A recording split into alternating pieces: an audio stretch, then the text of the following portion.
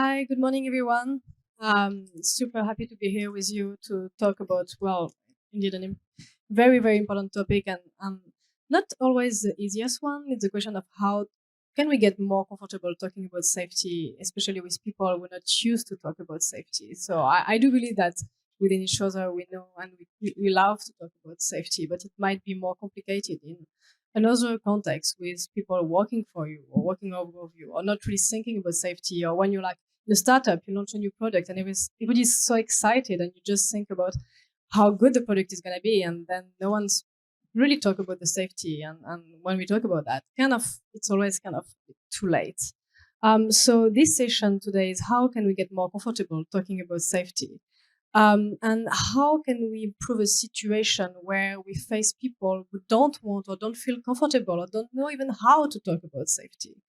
As uncomfortable as it might be, a trust and safety professional must be comfortable talking to their users and the broader community about online threats and abuse, and how we can make a difference working all together. So this session will be covering innovative education and awareness campaigns and discuss ways to encourage trust and safety professionals to advocate for change within their companies, but also with their broader communities. So I'm super happy to be with those panelists. I'm gonna start with Rachel Flor Pardo. You're a lawyer and you're the co-founder of Stop Fisha, and I really look forward to hear more about what Stop Fisha is doing and what is your role inside as a lawyer. Shani Benwalid, so you're digital advisor and head of digital strategy at the DILCRA. I'll let you uncover the exact name of the DILCRA because you're gonna see it's very long, but this is basically the service of the Prime Minister fighting against online hate speech. And you co-founded an association called Juswila, and I would be super happy to hear more about that later on in the discussion. And I'm with Carl Hopwood, so you're a helpline coordinator and in-house e-safety consultant for INCYBER. And we would do a tremendous use of your experience in the field. And just I'm Leila Merck, I'm Program Manager Europe for a project called Project Liberty, and we do work on the future of the internet, and we hope the future of the internet will be reliable and trustworthy. So I would like to start with a very classical kind of like share all of you sharing your experience and how do you get people inside of your company, outside, comfortable to trust about to speak about trust and safety. Okay, thank you. I thought it would be me last, but anyway, so yeah, I think my background is in education. So initially I was a teacher and then a head teacher. But for the last 15 years, I've been working as part of the INCYBER network. So many of you probably know that the European Commission funds a network of safer internet centres around Europe. There's around 30 of them. And they're made up of different constituent parts. So they have an awareness centre, which will typically go out into schools and work with children and parents and teachers, trying to talk about some of the online safety issues.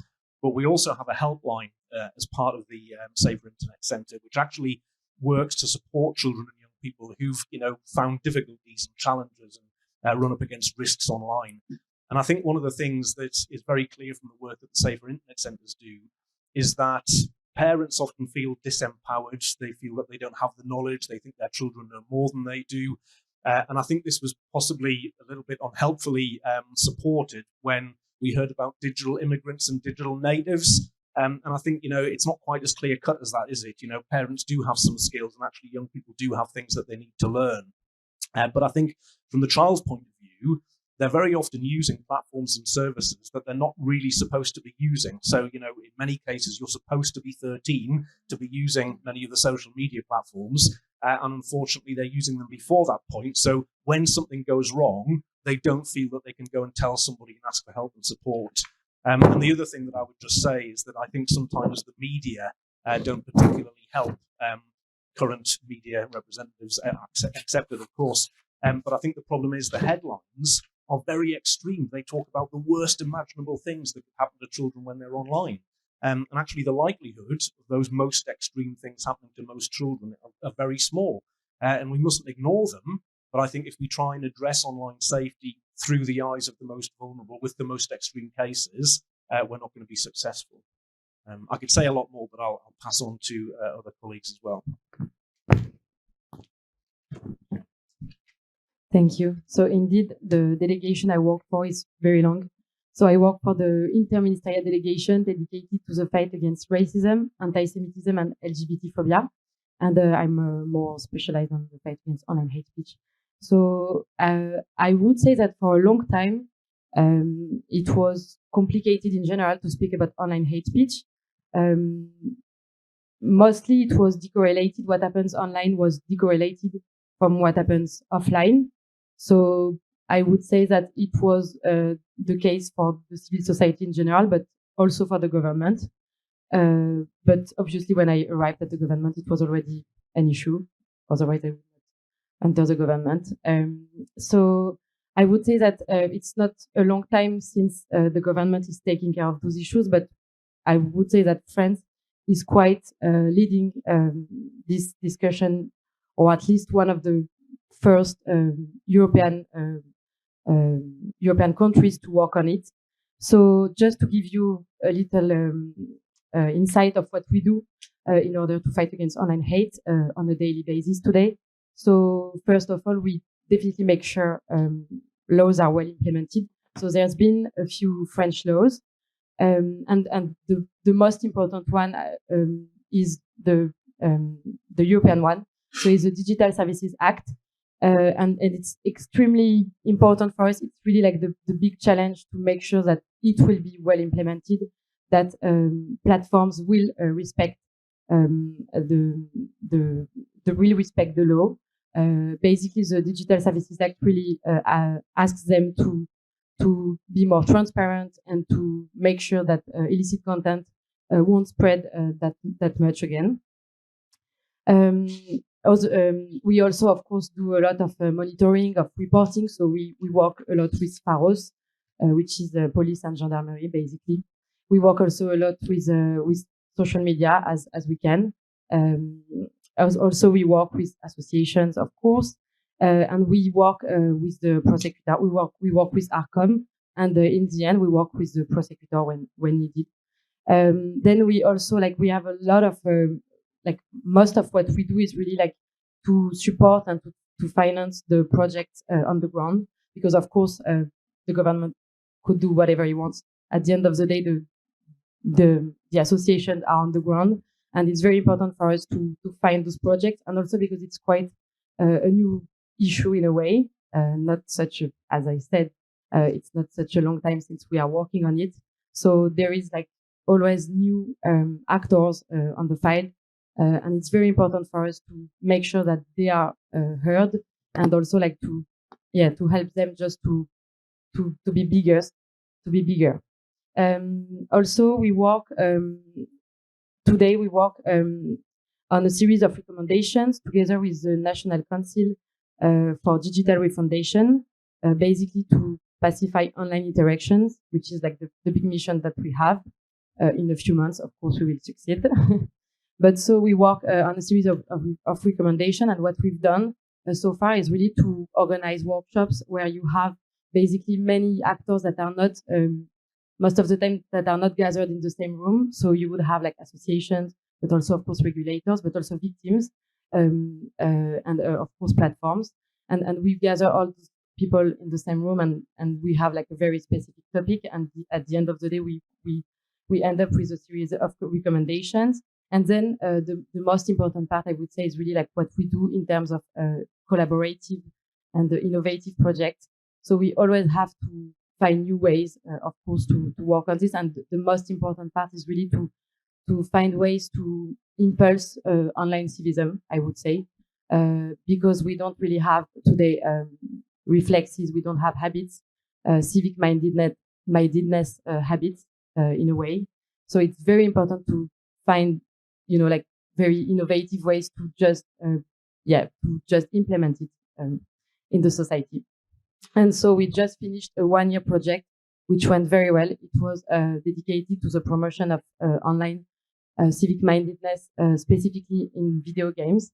So we gathered associations, we gathered editors of video game, we gathered also digital experts. And it was very important for us to have students, 150 students working on it, and also gamers, of course. So it was really led by gamers, let's face it. It was very important for us to So we wanted to create tools in order to promote civic mindedness in a very positive and proactive way. And so it was very important for us to let the gamers lead this project in order to make sure that at the end of the day, this looks like this would appeal to the target it has. So we created a code, kind of best practice code, a tutorial online with everything that is, like many recommendations, but also very concrete things that you can do when you are or victim or when you can testify of something. And we also created digital campaigns, very innovative digital campaigns, again led by the students because they were like communication students. And this is something that we really work on. And je suis là, but I can speak about it. Yeah, we can. Thank you so much for this very broad vision of what kind of the government is doing to make people more aware about trust and safety. And basically, the way you try to make people more comfortable to talk about it is just by talking about it again and again and again, and just making it a topic on the political agenda by different means. And I think I would very much want to come back on the educational part that Carl mentioned, because I think this is a big step of what you mentioned as well. Can you tell us a bit more about what Stop Fisha is doing and how you do make people more comfortable to talk about trust and safety? Yes, you are so right. So first of all, I'm really happy to be here. Thank you very much for inviting me on this panel. I'm a lawyer, a French criminal and digital lawyer, and I'm also the co-founder of Stop Fisha. So some of you may not know what is Stop Fisha. Stop Fisha is a French NGO that was created 3 years ago, right during the pandemic, right at the beginning of the pandemic, actually. And we are committed to combat cyber sexism and all forms of digital sexual abuse. And it is to say that these kind of digital abuse are constantly on the rise. They have been on the rise for the past 3 years, and they have been on the rise for a much longer period, actually. And so what we do concretely on a daily basis is that we report illicit content. We try to give some help to victims. So we are both a hotline and a helpline. And also we try to raise awareness in France, in Europe, and globally. And the stake when I speak about raising awareness is really to open up as much as safe place to speak up as possible. And we do work with both both minors and both adults. And you were really right when you say that we have a problem with helping children to speak up. That's true that children that will be targeted of digital abuse, and especially targeted by digital sexual abuse, are very much ashamed, and they have often no one to speak up to. So by raising awareness, we are trying to give tools to all the types of different professionals that can be in relations with these children, as well as to give the parents the opportunity not to judge the child that will come to them and confess about some kind of violence he's being the victim of. He's the victim in the story. And give the parents all the tools to welcome that speech and not shame the child, so that the child feels that he can speak up. And it is actually really important to us. And also the children are obviously very much vulnerable to this kind of violence because they have no one to refer to, but also some kind of publics are especially targeted by violence. And I want to speak about women. Because we have to say that online, like in the streets actually, but online as well, women are more victims of violence than men. 73% of women have been victims of digital violence. And when a woman suffers from cyber harassment, in 47% of the cases, this cyber harassment is targeted to her because of her gender or her sexuality. When we look at men that are also victims of cyber harassment, obviously, it's only 18% of them that has their gender or sexuality being the cause of that cyber harassment. And in the room next door, and there is a topic that is being discussed, which is Stop NCII. Stop NCII is a tool that was developed in the UK to help stop non-consensual image sharing. And 73% of the persons that ask for help to end Stop NCII are women. And both men and women can have their private images shared. But when it's a woman image, that image is then shared 30 times more than the image of a man. So women really are more victims of this kind of digital sexual abuse. And we have to speak about it, because if we don't speak about it, they will not feel free to speak up themselves, these women, and the victims and survivors in general. And we have seen that it is when women or victims or survivors in general do not feel free to speak up that the worst scenario happens. So it is of a general, if I can say, responsibility. It's a collective responsibility to open as many places where people can speak up about this kind of violences as possible. I think it's perfect because it goes with the question I have on my on my paper for you later on.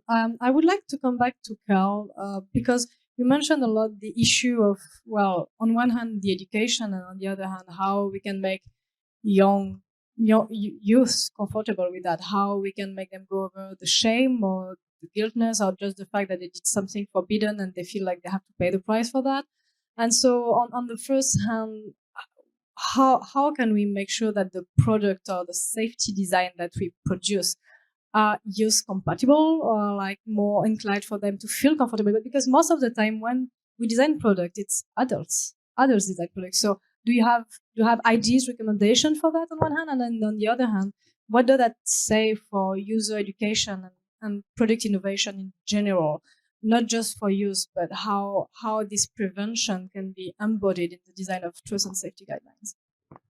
Wow, yeah, two very good questions. And I think the first one, so within the network of safer internet centers, we work really closely with tech companies. We've got really good relationships with all of the main companies, because, you know, if a young person has suffered harm on those platforms, we need to be able to have that relationship with them to help to remove it and put things right. The problem that I believe, and this is me speaking personally now, as somebody who works in a lot of schools in the UK, not as the helpline coordinator, but I think the tech companies are very quick to say, look at all these things that we've done to make younger users safer. And they really have done things. You know, let's be clear, they have. But the problem is, if they don't know that the person they're dealing with is a younger user, is under 18, because when they signed up, they said that they were 43 because that's how old their mother is, you know, then those things that the tech companies have put in place, they don't work. They're meaningless. Which kind of brings me to the second part of the question, Layla, I suppose, around the education.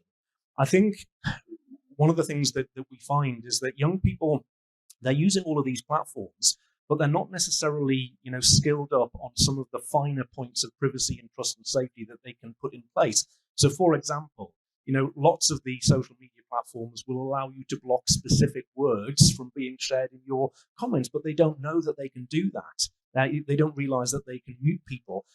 You know, there's one very popular platform that's been in the news very recently, where if you hold your finger on a video, you can say, I'm not interested in this video. I don't want to see this type of thing any longer. And one of the safer internet centers was explaining that some young people had said, yeah, but, you know, it's not very nice to say that you're not interested in somebody's video when they've taken the time to kind of create it and, you know, put the content there.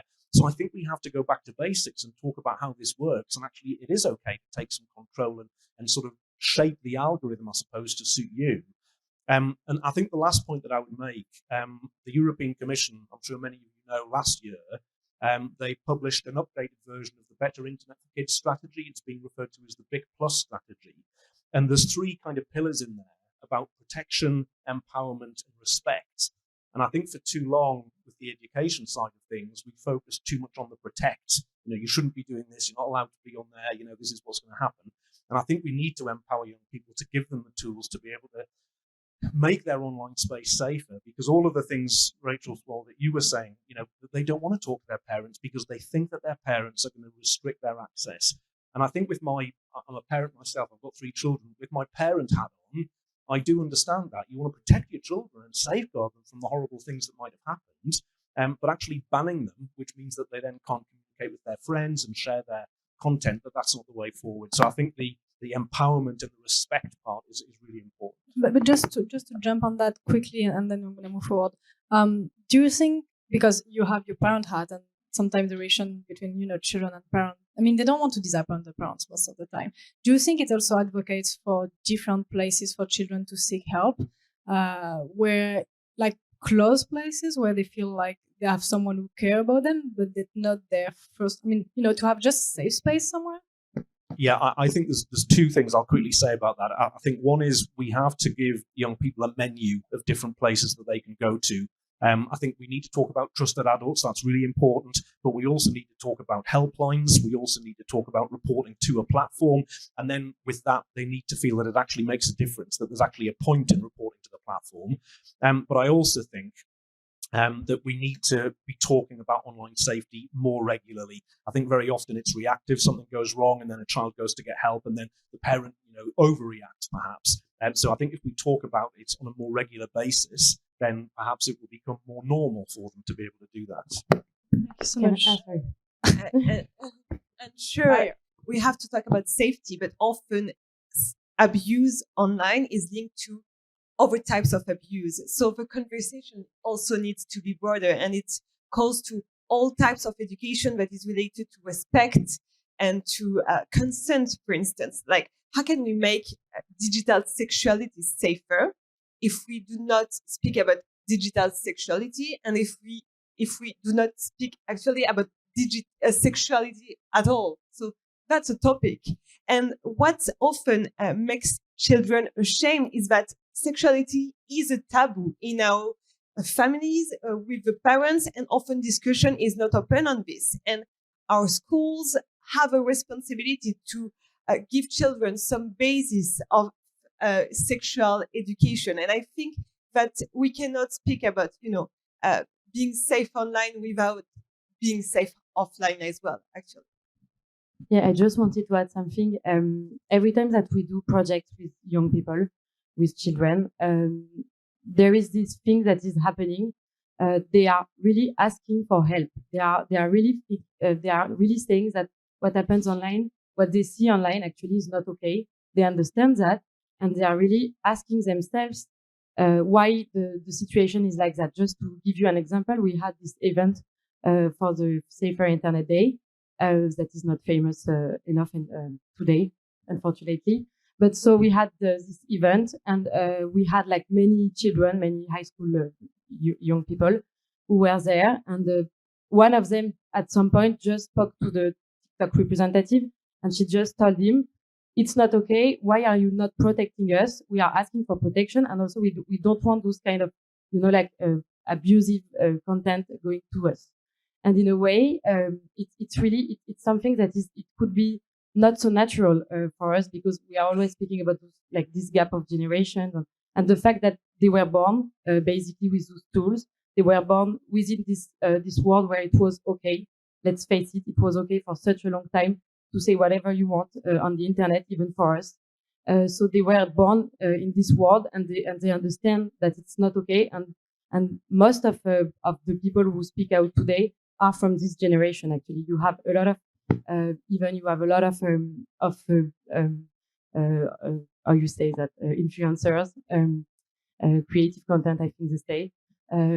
So you have a lot of them who are from those generations, those young generations, and who speak out, who say that it's not okay. You had the streamers, the women streamers, a few months ago, and it's really something that comes from this generation too. Thank you so much. I'm looking at the time because we're running behind time. I'm gonna ask 2 quick last questions, and then I would like to go for a Q&A. So I'm gonna ask questions, but please keep your answers like under 1 minute or even shorter if possible. That would be great. Quick question to you, Rachel. So you mentioned how we need to open up safe places for different kind of profile, not just for children, even though it's super important. My question is how to scale with this education, how to scale with this awareness raising, how to make that something really big, because of course it's super important to have a targeted audience, but how to make sure that everything that is said today can get out. So again, how to scale the way hate speech scale itself. Of course, and it's a challenge. I think we have to scale it by, first of all, talking about it, obviously. And we have to scale it with having more and more safe speech towards potential survivors.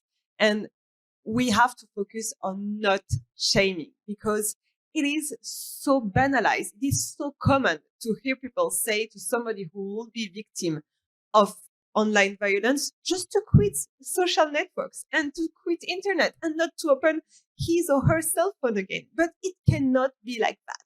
We have to stop putting the fault and the responsibility of the ongoing violence on victims. And to do that, we have to be careful of the words that are being used. Of course, we have us, the experts, a responsibility, because we are going to speak up in different places, in different conferences, and try to educate people on what we know. So this is our responsibility. But then we have also to be very careful when we see the media talking about this. I often see in the biggest cyber harassment cases, the media using some words like, it's a clash. It's a clash. It's a war between two people. No, it's not a war. Like, it's not a clash. It's not fun to cyber harass someone. But we have become so tolerant. We are so tolerant to this type of violence, but we have this speech that puts the fault on victims. So I think that, first of all, if we want people to speak up, we have not to shame them. And so for me, it's the thing that we have to be the most careful of. Thank you so much. Shani, in like a minute maximum, because then I want to move to Carl in a minute maximum. What can you tell us about the implication, maybe to scale as well, by civil society and the work you do at Jusula, very quickly? Yeah, so it really completes, I think, what Rachel said with the fact that, like, a victim is a victim, and at the same time, there is like a responsibility in a way on everybody when something happens online. So most of the time, I mean, most of you, I'm sure you have been confronting online hate, and most of us, we don't really do nothing when we are in front of online hate, because we are getting used to it. It's something that is usual in the street. If you hear somebody, like, harassing another person and saying racist stuff, you would probably react. But most of the time, we don't on the internet, because we don't really know what to do.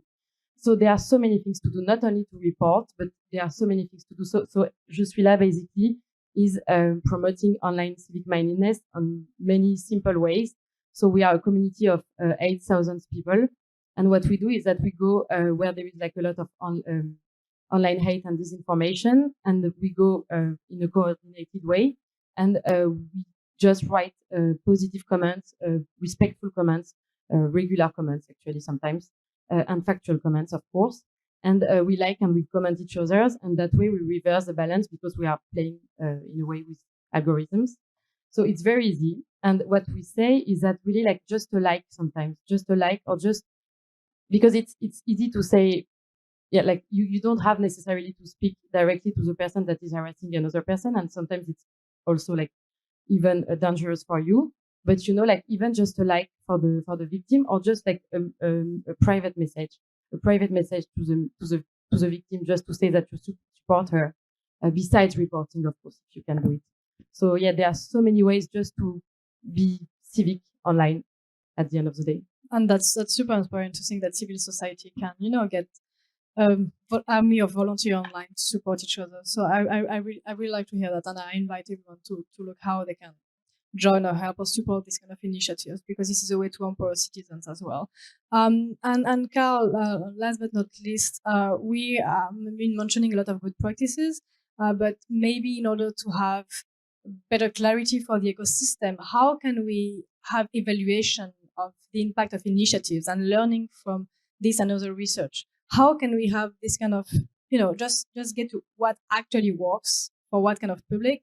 Because this is a way to scale as well, but it's to have kind of like evidence-based clarity on what's working.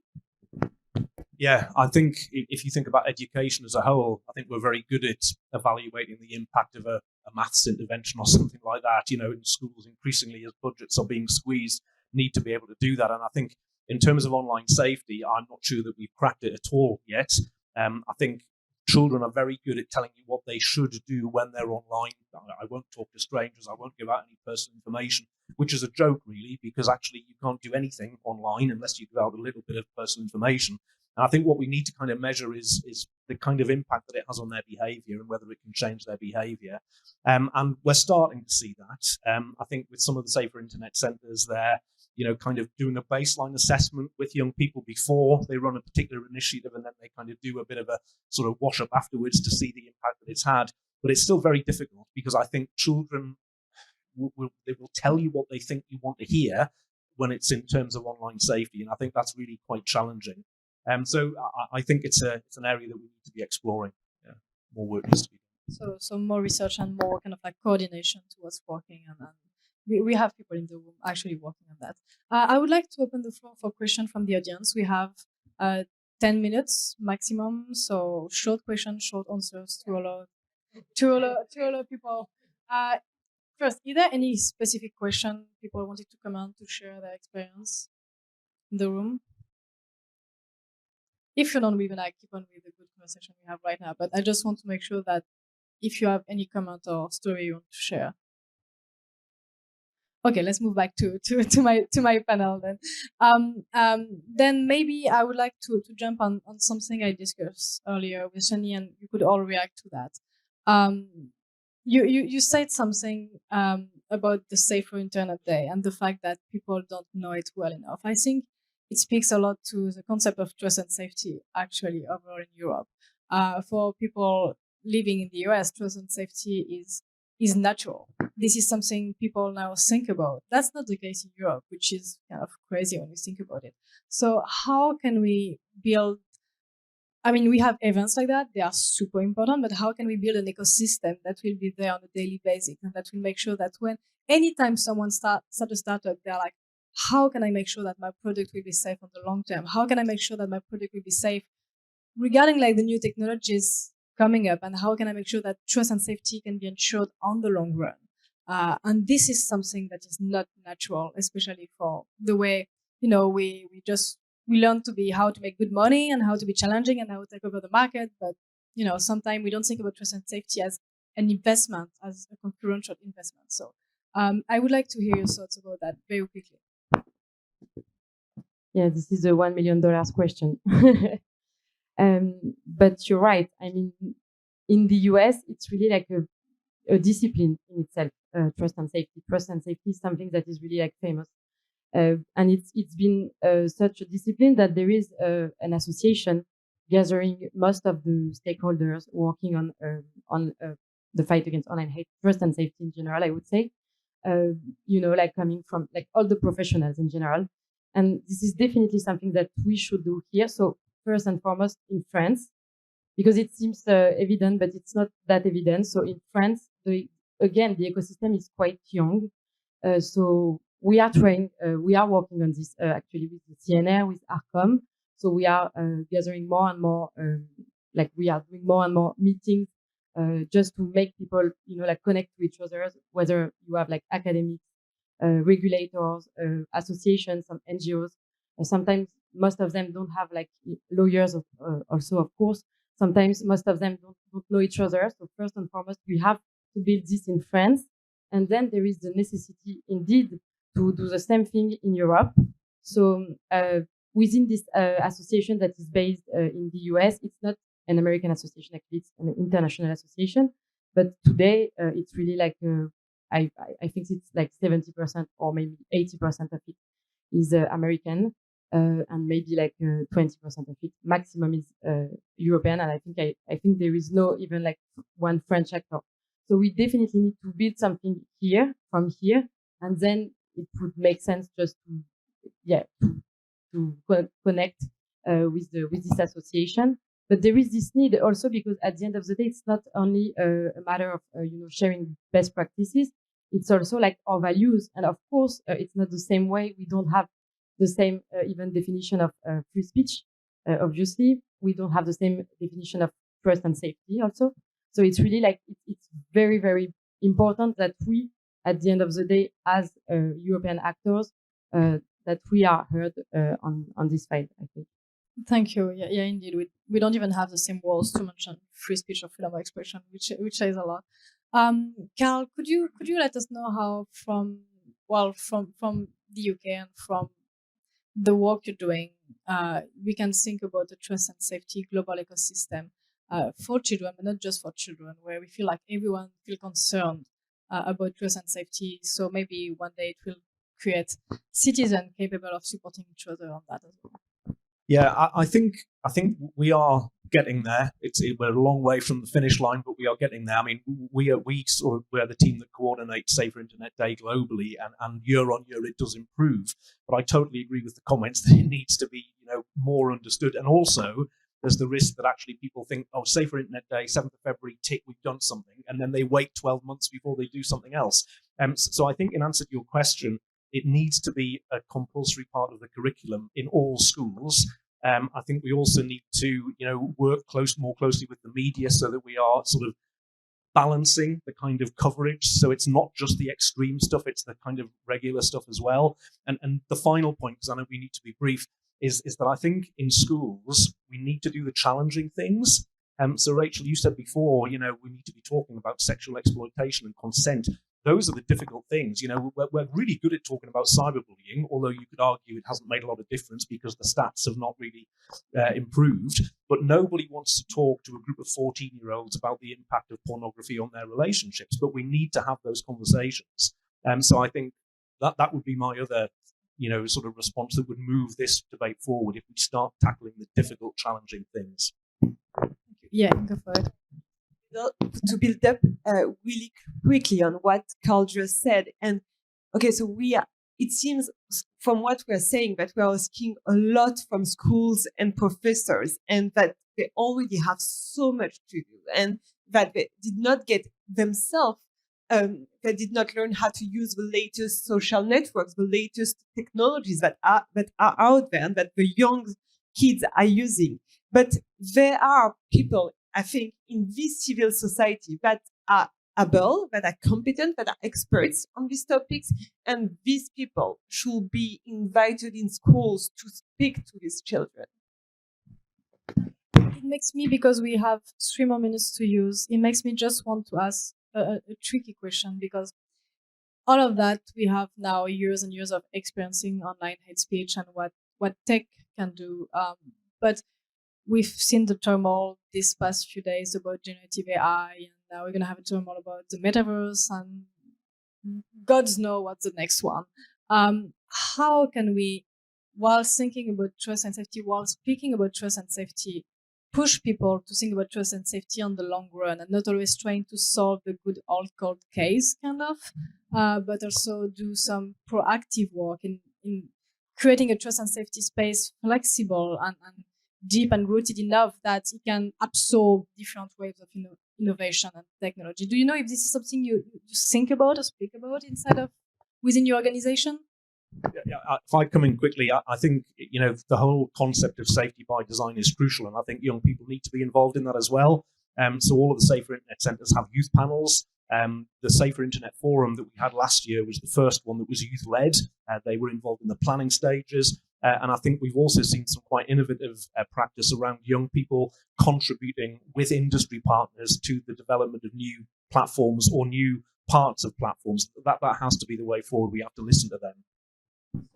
You think that involving the youngest generation is the best way to tackle frontier technology, and just because they're the first one to absorb those? I think we absolutely have to involve them. If I can give you one really quick example, there was a young person who went and spoke to somebody in a school and said that they'd been sexually assaulted in the metaverse. And the person in the school said, if this happened offline, all sorts of things would have come into play. We would have put lots of support around the young person. And some of the agencies that they would normally get to do that, they absolutely did their job. And some of the other ones said, but this isn't real. there is no evidence. Nothing actually happened. This person was in their house. They've not been physically harmed.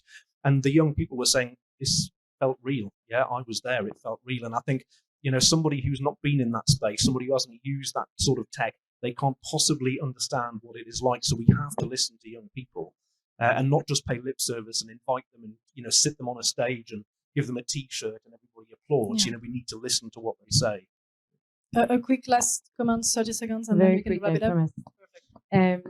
No, I just wanted to say very concretely that the DSA, even if it's not explicit on the metaverse, it provides the appropriate framework to tackle it.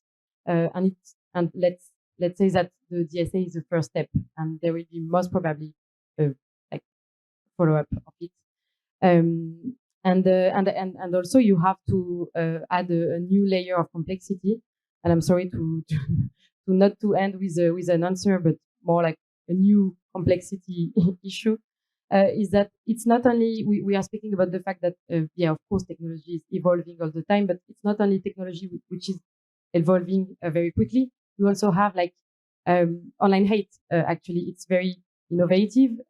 Haters, I don't like this word, but the way to spread hate is also evolving a lot, and you have and very quickly, and the people who the propagators of hatred are really they know how to twist languages, and they understand what is forbidden and what is not, and this is one of the main issues that we will be facing, is really that it will be more and more complicated, and it is already on the ground more and more less evident. You don't have so many illicit content online. No, you have on the gray zone content, you have ironic content, you have content so you that need is to not be agile and capable to adapt to changes. This is going to be a tricky situation, but hopefully speaking about it will make people more aware and trying to know that they have to know how to fight in the gray zone.